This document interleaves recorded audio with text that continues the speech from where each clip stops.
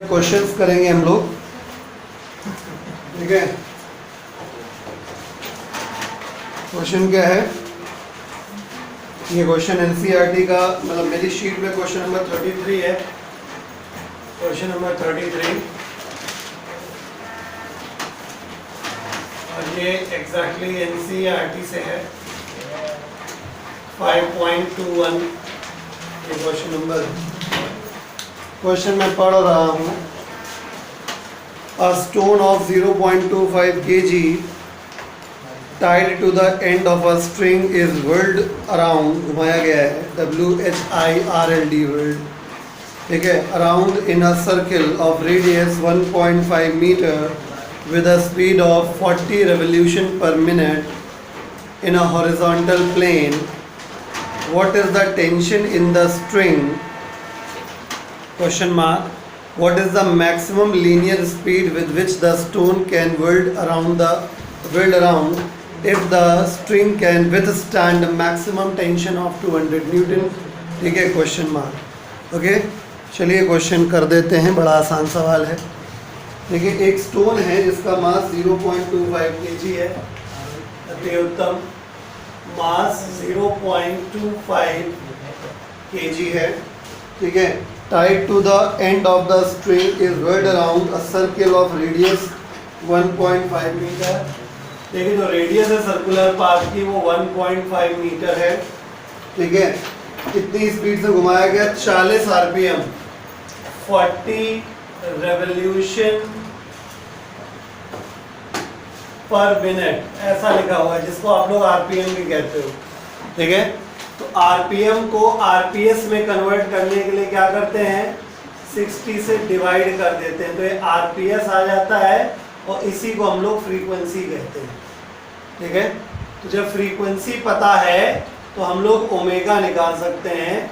Omega होता है 2 पाई F, F की वैल्यू 40/60। तो इस प्रकार से ओमेगा की व्यवस्था हो गई। ठीक है, 4/3 पाई रेडियन पर सेकेंड। ठीक है, तो अपने पास मास है बॉडी का, रेडियस है, ओमेगा है, मतलब ये है, ये है, ये है, और सर्कुलर मोशन कौन सा है? हॉरिजॉन्टल सर्कुलर मोशन हो रहा है, हॉरिजॉन्टल सर्कुलर मोशन चल रहा है। ठीक है, तो सबसे पहली बात, डायग्राम अगर बना लेंगे तो आपको बेटर समझ में आएगा। ठीक है, इस प्रकार से देखिए, ये सेंटर है, ये रस्सी है, ये बॉडी है जिसका मास m है, और ये ऐसे ऐसे हॉरिजॉन्टल सर्कुलर पाथ पर घुमाया जा रहा है। इसकी स्पीड भी होगी, लेकिन व्यवस्था ओमेगा की है, इसलिए ओमेगा मार्क कर रहा हूँ। ये रेडियस है r। ठीक है, तो बाहर की तरफ जो फोर्स काम करता है वो होता है सेंट्रीफ्यूगल फोर्स, और अंदर की तरफ बॉडी पे जो फोर्स काम करता है that is centripetal force.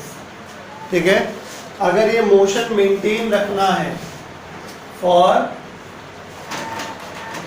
Sustained circular motion, अगर सर्कुलर सस्टेन्ड मोशन रखना है तो सेंट्रीफ्यूगल फोर्स को सेंट्रीपिटल के बराबर रहना होगा, तभी ये सब चल पाएगा। तो सेंट्रीफ्यूगल फोर्स का फॉर्मूला दो होते हैं, या तो mv²/r लगा सकते हैं या m⍵²r लगा सकते हैं। क्योंकि व्यवस्था ओमेगा की है इसलिए m⍵²r लगाएंगे। और सेंट्रीपिटल मैंने क्या बताया था? सेंट्रीपिटल फोर्स कोई भी फोर्स लिया जा सकता है। ठीक है, तो यहाँ पे आप गौर करिए, यहाँ पे रस्सी पे कौन सा फोर्स काम करेगा? Tension force. तो यहाँ पे एज अ सेंट्रीपिटल फोर्स कौन सा फोर्स काम कर रहा है? Tension force. बात समझ में आ गई? तो बॉडी का जो मास है वो 0.25 है, ओमेगा की जो वैल्यू है वो 4π/3 का होल स्क्वायर हो जाएगा, और जो रेडियस है वो 1.5 हो जाएगा, ये टी आ जाएगा। टी को बेटा सॉल्व कर लेंगे तो 6.6 न्यूटन आ जाएगा। यही आपका पहले पार्ट का आंसर है। ठीक है, तो ये चलो पहला पार्ट में यहाँ लिख देता हूँ। मैं सेकेंड पार्ट पे आता हूँ। सेकेंड पार्ट में बोला गया कि बताइए कितना ज़्यादा लीनियर स्पीड से हम स्टोन को घुमाएं कितना ज़्यादा लीनियर स्पीड से हम स्टोन को घुमाएं, मैक्सिमम कि जो रस्सी का मैक्सिमम टेंशन है वो विदस्टैंड कर ले जाए। मतलब समझ रहे हैं, मतलब इतनी स्पीड से घुमाना है कि बस रस्सी अब टूटे ना। ठीक है, इतना तो आप समझ ही गए होगे कि जब आप ज़्यादा स्पीड से घुमाओगे तो सेंट्रीफ्यूगल फोर्स बढ़ने लगेगा। नहीं पता है, देखो फिर बता दें। चलो दूसरा डायग्राम देखिए।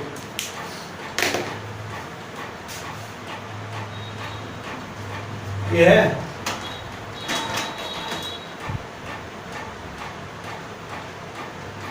ये एम मास की बॉडी है, ये v स्पीड से दौड़ रही होगी यहाँ पे। ठीक है, बॉडी पे क्या काम करेगा? Centrifugal force. सेंट्रीफ्यूगल फोर्स के लिए क्या लिख सकते हैं? mv²/r लिख सकते हैं।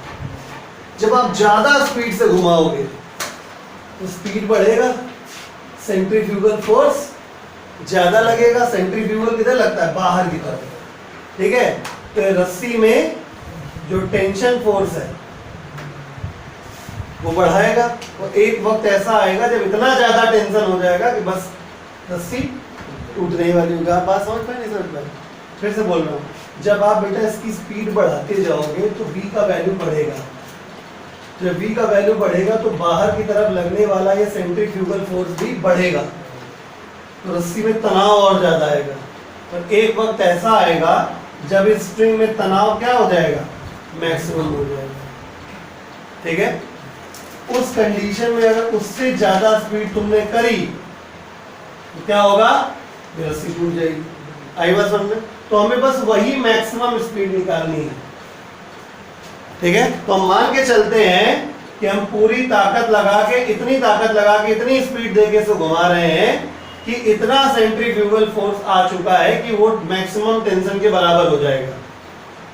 ठीक है, मैं फिर से बोलता हूं, हमसे सवाल पूछा गया है। सवाल ये पूछा गया है कि कितनी अधिकतम स्पीड से हम इसको घुमाएं कि बस ये रस्सी टूटे ना। तो रस्सी कब नहीं टूटेगी? जब तक टेंशन फोर्स मैक्सिमम की रेंज लिमिट तक नहीं आ जाती। ठीक है, ओके। तो मान लेते हैं ये v मैक्स वो स्पीड है जिस पर इतना ज्यादा सेंट्रीफ्यूगल फोर्स बन जाता है कि रस्सी पे तनाव मैक्सिमम हो जाता है। क्लियर? ओके। अगर इससे ज्यादा स्पीड करी तुमने तो सेंट्रीफ्यूगल फोर्स और आ जाएगा, फिर ये रस्सी बर्दाश्त नहीं कर पाएगी, रस्सी टूट जाएगी। आई बात समझ? तो अब ये जो T मैक्स है हमारे लिए किसका काम कर रहा है? As a centripetal force. बात समझ में आ गई कि नहीं आ गई? ठीक है, सॉल्व कर दें। ठीक है, तो हियर क्या हो जाएगा? Centripetal force equal to centrifugal force. Centripetal force की जगह पे हम क्या ले लेंगे? T max. और सेंट्रीफ्यूगल फोर्स की जगह क्या ले लेंगे? mv²/r max. T मैक्स कितना है? मैक्सिमम टेंशन क्वेश्चन में दिया गया है 200 न्यूटन ज्यादा से ज्यादा रस्सी झेल सकती है। मास कितना दिया गया? 0.25। v मैक्स निकालना है। रेडियस कितनी है? 1.5। सॉल्व कर लेंगे तो v मैक्स बराबर आ जाएगा 34.6 मीटर पर सेकेंड। बात पल्ले पड़ी? ठीक है, कॉपी कर लीजिए। क्वेश्चन हमको करना है 84। इसमें लिखा है a body of mass 0.10 kg is being revolved in a circular path of diameter 1.0 metre on a frictionless horizontal plane by means of a string. By means of a string, full stop, it performs 10 revolutions in 31.4 seconds. Calculate the centripetal force acting on the body. ठीक है, तो इसमें बहुत ही आसान सवाल था।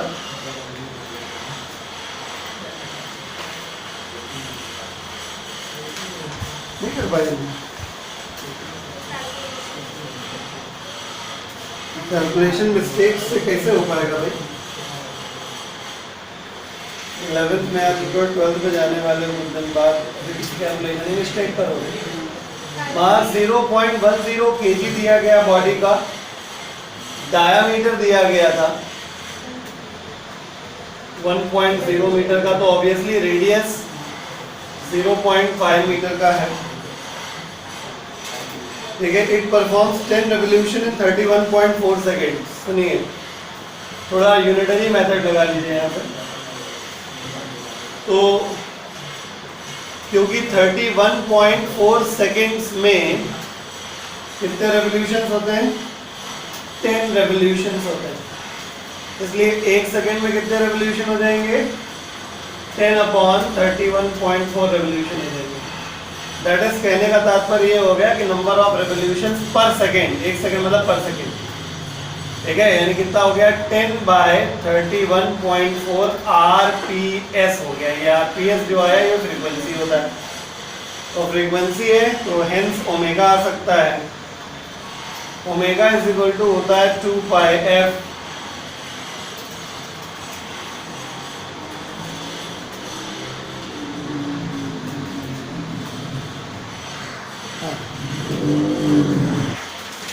तो 2π और f की वैल्यू 10/31.4। 31.4 देखते ही एहसास हो गया कि पाई की वैल्यू 3.14 लिखने का इशारा हो रहा है।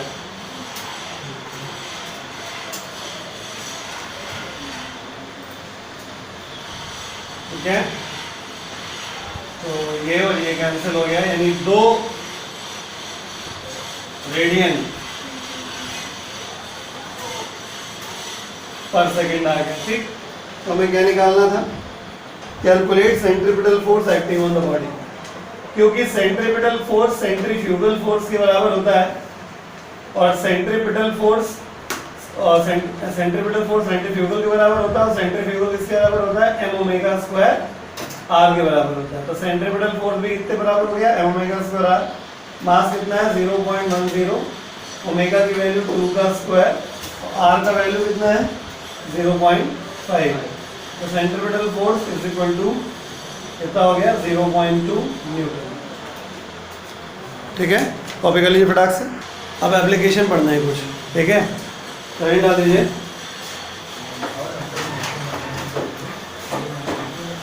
Conical pendulum, conical pendulum, conical pendulum cone जैसा बनेगा। मतलब हम क्या करेंगे, एक पेंडुलम को, है वो पेंडुलम ही जैसा नॉर्मली पेंडुलम होता है, उसको क्या करना है? ऐसे धक्का दे देना है, तो ऐसे ऐसे बन जाएगा। तो ये क्या बनेगा? कोन जैसा बनने लगेगा। It is called conical pendulum, है ना। टॉपिक है हमारा कोनिकल पेंडुलम। ठीक है, कंसीडर द सिचुएशन जहाँ पे ये रिजिड सपोर्ट है। ठीक है, और यहाँ पे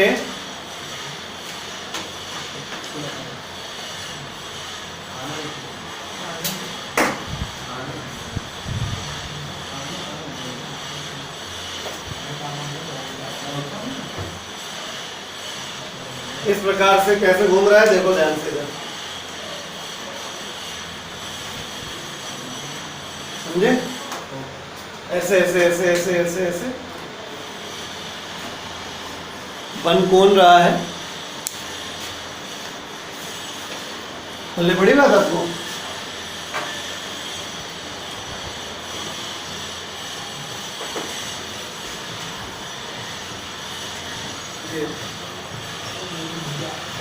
ओके, समझ रहे हैं? मतलब ये जो बॉडी है वो एक हॉरिजॉन्टल सर्किल में चल रही है भाई। जब ये ऐसे चलेगी तो ये आप नीचे वाले पे ध्यान दीजिए, ये एक सर्कुलर पाथ पर चलेगी, हॉरिजॉन्टल सर्किल। ठीक है, तो इस बॉडी पे सेंटर से अवे डायरेक्शन में हमेशा की तरह क्या काम करने लगेगा? सेंट्रीफ्यूगल, और अंदर तरफ काम करने लगता है सेंट्रीपिटल। ठीक है, रेडियस कितनी है? r। ये हो गया सेंटर। अब बताइए, इस रस्सी में क्या टेंशन नहीं होगा? बिल्कुल होगा। इसमें mg क्या इसका वेट नहीं काम करेगा? बिल्कुल करेगा।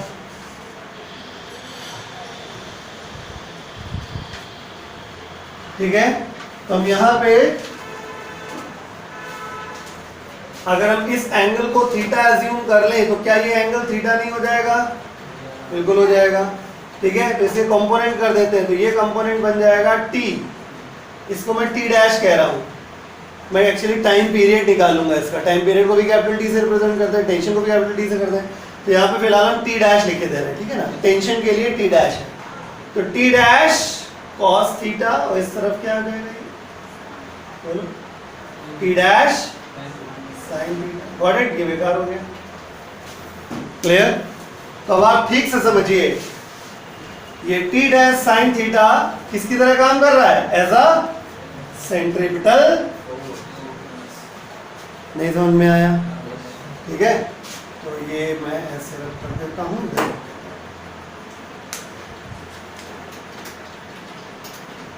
ये है centripetal force T dash cos, ठीक, और सेंट्रीफ्यूगल फोर्स हमेशा की तरह क्या लगाते हैं? M omega square. ठीक है, ओके, चलिए। तो ये L is the length of the string, गलत तो नहीं कह रहे हैं? अगर ये O है तो इसको A कह देता हूं, इसको P कह देता हूं, तो ये L is the length of the string. हो गया? जरूरत पड़ेगी अभी इसकी, ध्यानपूर्वक देखिए। ये एक रिजिड सपोर्ट, इससे एक पेंडुलम बंधा हुआ, उसको ऐसे नचा दिया तो एक कोनिकल पेंडुलम बन रहा है। ठीक है, तो कोनिकल पेंडुलम में अगर देखा जाए तो ये जो है ये एक हॉरिजॉन्टल सर्कुलर मोशन हो रहा है, ये एक हॉरिजॉन्टल सर्कुलर मोशन हो रहा है। इस कंडीशन में ये बॉडी जो है, अगर इसका मास m मान लिया जाए तो m मास की बॉडी का वेट mg काम करेगा, रस्सी में टेंशन t डैश काम करेगा। अगर ये एंगल थीटा है तो ये थीटा हो जाएगा, इसके दो component t dash cos theta, t dash sin theta.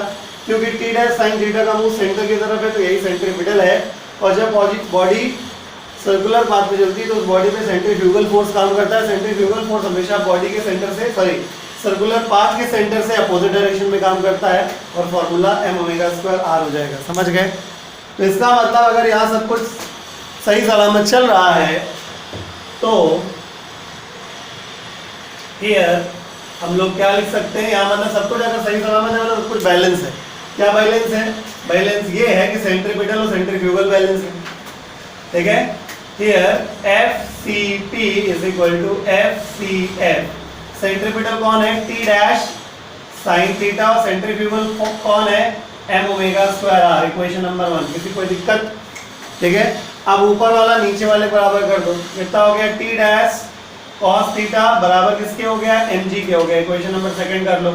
अब टेंशन तो चाहिए नहीं था ना, रियल लाइफ में चाहिए टेंशन ना, यहाँ टेंशन चाहिए, तो हम क्या करें? फर्स्ट को सेकंड से डिवाइड करें। टी डैश से टी डैश क्या हो जाएगा? Cancel. Sine theta upon cos theta क्या होता है? tan theta. m से m cancel, omega square r ऊपर बचेगा, नीचे बचेगा g। ठीक है, तो टाइम पीरियड हमेशा ओमेगा से ही पैदा होता है। ठीक है, क्योंकि ओमेगा इक्वल टू 2π/t होता है, तो पहले आप ओमेगा निकाल लेंगे। Omega square equal to g tan theta by r हो जाएगा। यहाँ से ओमेगा बराबर कितना हो गया? Under g tan theta by r हो जाएगा। कोई दिक्कत? उसके बाद ओमेगा का फॉर्मूला क्या होता है? ओमेगा का फॉर्मूला होता है 2π/T, where capital T is time period. ये है टाइम पीरियड, एक चक्कर कंप्लीट होने का समय। ये कितना हो जाएगा? 2π/T is equal to under root g tan theta by r। इस प्रकार से T बराबर 2π under root r upon g tan theta. ये टाइम पीरियड का फॉर्मूला आ गया। नहीं समझ में आया? ठीक है, इसके आगे भी एक काम हो सकता है अभी। क्या? कि आप tan थीटा यहां से निकाल सकते हो। ठीक है, मतलब ये कहने का हमारा ये है कि आप अगर tan थीटा, पहले इतना अच्छा नोट करिए आप लोग, फिर बताते हैं। देखिए, इसमें और एडिशनल जो मैं बताने जा रहा था वो ये था कि यहाँ पे अपने पास देखिए, अगर इस ट्रायंगल को देखा जाए, ट्रायंगल AOP को, तो यहाँ साइन थीटा की व्यवस्था बन सकती है। एंगल थीटा के लिए r अपॉन हाइपोटेनस L हो जाएगा। ठीक है, तो हम लोग यहाँ पे अगर tan को ब्रेक कर दें, देखिए आगे further, t is equal to 2π under root R upon L, और ये tan थीटा को हम लिखते हैं sin थीटा, और cos थीटा चला जाएगा ऊपर, इतना तो जानते ही होंगे, ठीक है। और क्योंकि sin थीटा हमारा क्या मिल जाएगा, परपेंडिकुलर, यानी R अपॉन हाइपोटेन्यूज यानी कि L। जैसे ही रखेंगे t बराबर 2 pi under root R cos theta upon L into sine theta की जगह R बाय L हो जाएगा, ठीक है। ठीक है, एक चीज हमको लगता है मिस कर दी अभी हमने, एल्बो नहीं लिखा, जी नहीं लिखा, R अपॉन जी है ना, जी यहाँ लिख दे रहे हैं, ये हो गया जी। L से L ये वाला कैंसिल, R से R ये वाला कैंसिल, तो t बराबर 2 pi under root cos theta by g, ठीक है। थोड़ा और देख ले रहे हैं, t is equal to 2 pi under root R upon g tan theta, ठीक है। tan theta sin theta upon cos theta, तो एक मिनट ये कैसे आया, R अपॉन जी था ना, R upon g, tan theta sin theta upon cos theta हो गया, वही एक्स्ट्रा कट रहा है, वो समझ नहीं आ रहा। L आया कौन सा? हाँ ये हो गया, तो R से R कटा, ये L ऊपर जाएगा। अब संतोष, ठीक है। कभी भी अगर फॉर्मूला आपको चेक करना हो और अगर आपका डायमेंशन स्ट्रॉन्ग है, ठीक है, तो 99% आप सही एक्यूरेटली आप निकाल सकते हो कि आपने फॉर्मूला सही डिराइव किया होगा या नहीं। कॉपी कर लीजिए इसको।